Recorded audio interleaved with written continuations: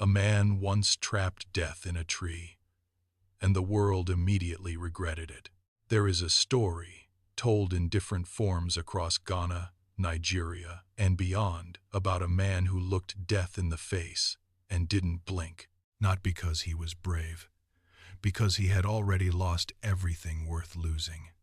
This is his story. He had no name in most tellings, which feels right, because this isn't really a story about one man.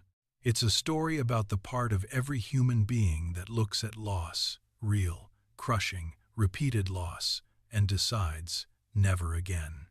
He had buried his mother, his father, 2 children before they learned to speak. Grief had come for him so many times that he stopped being afraid of it. Instead, he became something rarer than brave. He became tired, and tired men make dangerous decisions. So when death appeared at the edge of his compound one dry season evening, dusty from the road, the way a debt collector shows up, the man didn't run, he said. "Sit down, you look hungry." Death was surprised. The living do not usually say sit to death. Curious, death sat. The man served palm soup. They talked, they laughed. And by the time the fire burned low, death had almost forgotten why it came. That's when the man made his move. "Before you go," said the man, "there's a tree behind my house. The highest branch has the best fruit. A man of your height could reach it easily. Would you mind?" Death climbed the tree, and immediately the man carved old symbols into the bark, the kind grandmothers know. Sealing symbols.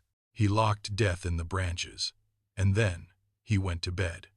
Now, here is where the story gets uncomfortable, because the man slept well that night, but nobody else did. Across the village, an old woman who had been dying for a week, suffering, exhausted, her family exhausted, did not die. She just kept lying there. A soldier with a spear through his chest kept screaming. His body couldn't finish what the wound had started. Then the animals, the sick goat, the lame horse, the fish pulled from the water, still alive hours later, gasping, unable to stop.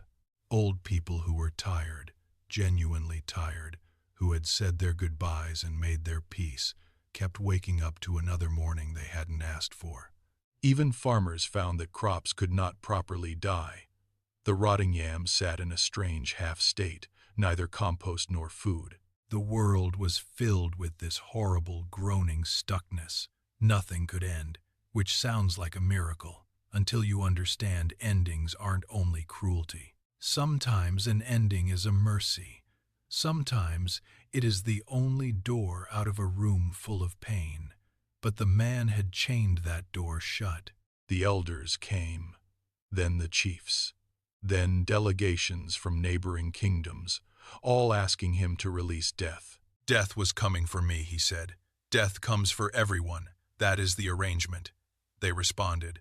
Walking away, he said, "I did not agree to any arrangement."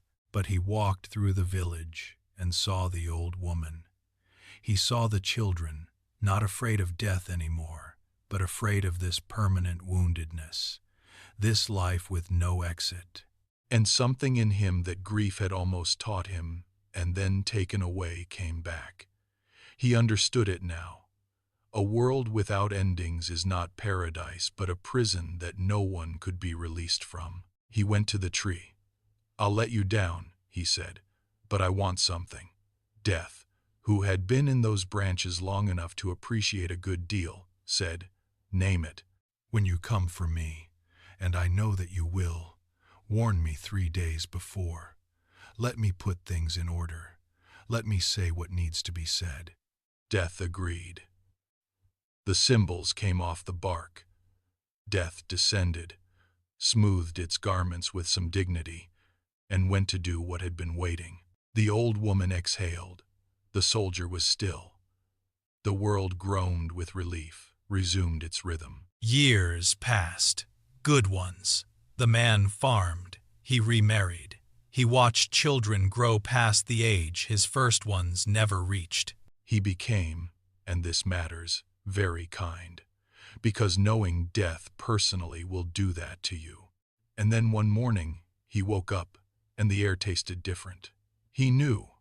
He spent 3 days the way a man should, if he's lucky enough to know. He visited people he'd neglected. He ate a meal he loved. He sat under his tree at dusk and watched light go in every direction it could.